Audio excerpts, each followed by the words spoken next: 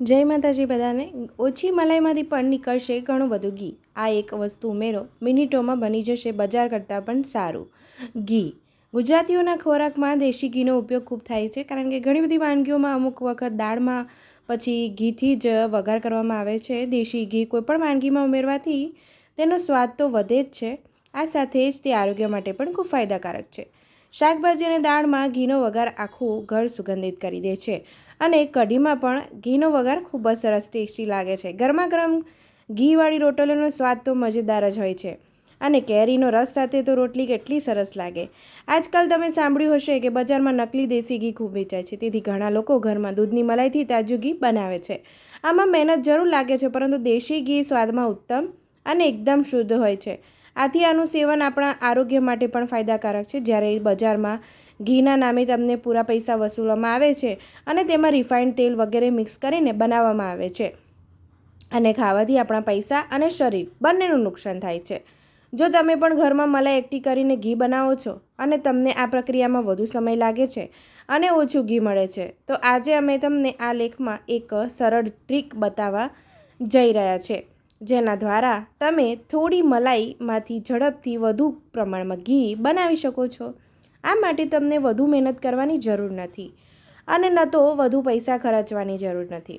ઘરમાં રહેલી એક સામાન્ય વસ્તુથી તમે થોડી મલાઈમાંથી ઘણું બધું ઘી કાઢી શકો છો। તો ચાલો જાણીએ કે તે વસ્તુ શું છે અને ઘી કાઢવાની રીત પણ જોઈ લઈએ। મલાઈમાંથી વધુ અને ઝડપથી ઘી કેવી રીતે કાઢવું? સૌથી પહેલાં દૂધની મલાઈને લગભગ 1 અઠવાડિયા સુધી ફ્રીઝમાં સ્ટોર કરો। ઉનાળામાં મલાઈ ખરાબ ન થાય તે માટે ફ્રીઝરમાં મલાઈ સ્ટોર કરવી વધુ સારી રહે છે। હવે 1 અઠવાડિયા પછી મલાઈને બહાર કાઢો। આ મલાઈને ગેસ પર કઢાઈમાં મૂકી તેમાં નાખો।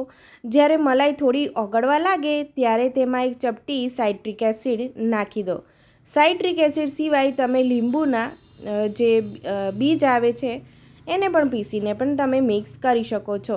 તમે જોશો કે આ નાખતા દૂધ ફાટી જશે અને ઝડપથી ઘી નીકળવાની પ્રક્રિયા શરૂ થઈ જશે। જોતામાં મલાઈમાંથી ઘણું બધું ઘી નીકળી આવશે। મલાઈમાંથી માખણ કેવી રીતે કાઢવું?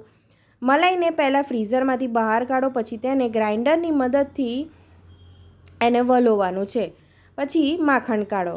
હવે દૂધ અને માખણને અલગ અલગ તમારે વાસણમાં કાઢવાના છે। આ બાકી રહેલા દૂધમાંથી તમે દહીં જમાવી શકો છો અને માખણને કઢાઈમાં પકાવીને ઘી કાઢી શકો છો। આ રીતે તમે મલાઈનો 2 રીતે ઉપયોગ કરી શકો છો। મિત્રો, તમને મારો વિડીયો કેવો લાગ્યો? જો તમને મારો વિડીયો ગમ્યો હોય તો લાઇક, શેર અને સબસ્ક્રાઈબ કરજો। તમારા મિત્રો સુધી પણ આ વિડીયો ચોક્કસ પહોંચાડજો। મારો વિડીયો છેક સુધી જોવા બદલ તમારો ખૂબ ખૂબ આભાર। તમે મારો વિડીયો કયા શહેર અને કયા દેશમાંથી જોઈ રહ્યા છો એ પણ મને કમેન્ટમાં ચોક્કસ જણાવજો, જેથી હું તમને થેન્ક યુ કહી શકું। આવજો।